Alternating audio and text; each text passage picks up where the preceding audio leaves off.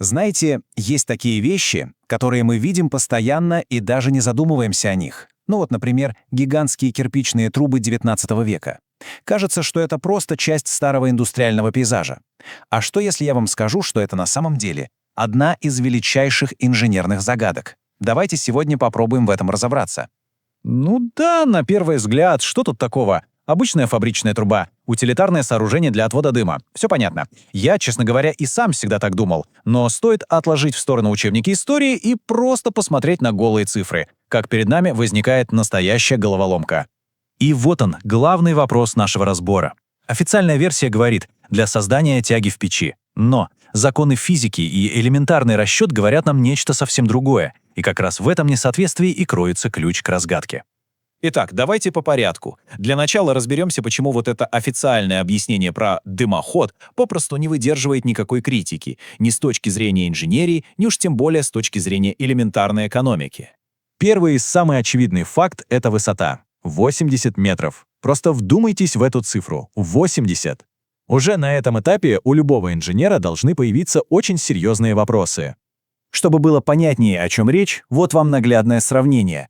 Эти сооружения по высоте как современный 25-этажный дом. И все это, как нам говорят, построили ради того, чтобы отводить дым от нескольких печей. А вот и ключевой технический момент. Любой специалист по теплотехнике подтвердит, чтобы создать необходимую тягу даже для очень крупного производства, 40 метров высоты — это с огромным запасом. Зачем тогда строить в 2 раза выше? Эти лишние 40-50 метров с точки зрения экономики — это не просто невыгодно, это какой-то абсурд. Источник, который мы разбираем, приводит просто гениальную аналогию. Нам, по сути, предлагают поверить, что прагматичные капиталисты, которые считали каждую копейку, вдруг решали потратить колоссальные деньги на конструкцию, которая вдвое мощнее, чем им нужно. Серьезно? Где здесь логика прибыли? Но это еще не все.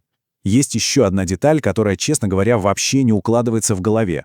На самом верху этих труб, на высоте, где их никто, кроме птиц, разглядеть не может, мы находим сложнейшее архитектурное украшение. Зачем? Зачем вкладывать огромные деньги в декор там, где его никто и никогда не оценит? Это ведь полностью противоречит самой идее промышленной утилитарной архитектуры. Ладно, с вопросом «зачем?» кажется все понятно, логики тут мало. Но теперь встает другой вопрос, еще более интересный. А как?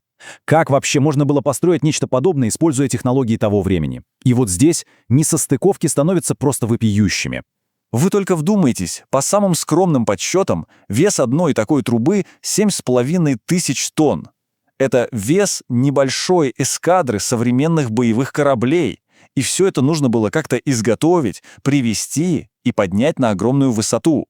И вот вопрос к логистике, который просто ставит в тупик. Чтобы просто доставить материалы, нужно было сделать 15 тысяч рейсов на конных повозках. А как поднимали тысячи тонн наверх? Нам рассказывают про деревянные леса и примитивные лебедки. Но при этом нет ни одной, вы слышите, ни одной фотографии самого процесса строительства. Странно, не правда ли?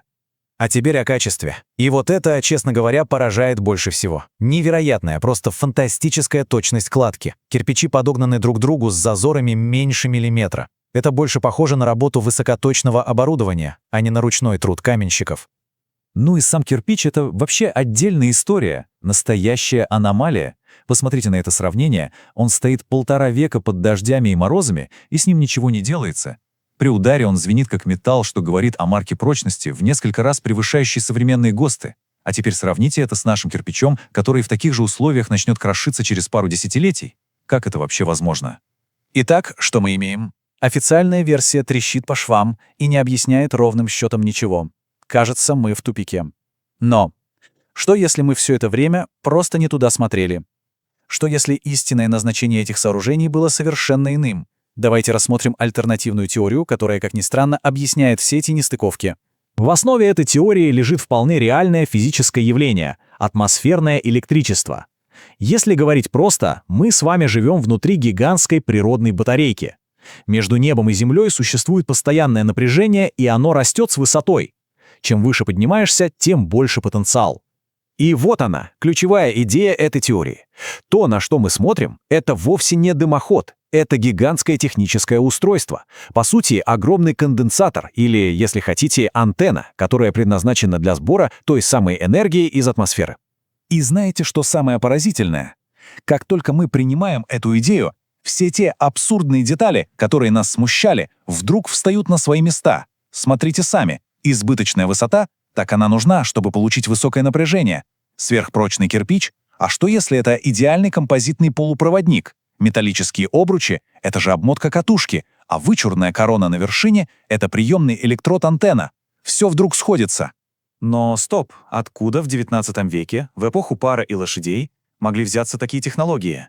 И вот тут теория предлагает самую, пожалуй, смелую и даже шокирующую развязку. Эти сооружения не строили в то время, их нашли и приспособили под свои нужды. Эта цитата из источника описывает так называемый карго-культ. Это когда менее развитая цивилизация находит артефакты более продвинутой и использует их как умеет, совершенно не понимая их истинного назначения. Представьте, что некое племя находит самолет и делает из него жилище. Здесь то же самое. Нашли готовые высотные сооружения с естественной тягой и решили: «О, это же идеальные дымоходы». И ведь физические доказательства этого, если присмотреться, буквально повсюду. Часто видно, что отверстия для дымоходов пробиты грубо, они просто ломают идеальную оригинальную кладку. Внутри многих труб почему-то нет и следа копоти. Ну а самое главное, их основания закопаны на метры в землю. Это говорит о том, что уровень грунта когда-то был гораздо ниже, и мы видим лишь верхушки этих гигантских сооружений. Так что вывод, к которому нас подводит источник, прост и ошеломителен. Цивилизация XIX века не строила эти объекты с нуля. Она лишь адаптировала под свои простенькие нужды руины, оставшиеся от предыдущей, куда более развитой культуры. И в конце остается один большой вопрос, который, мне кажется, самый главный.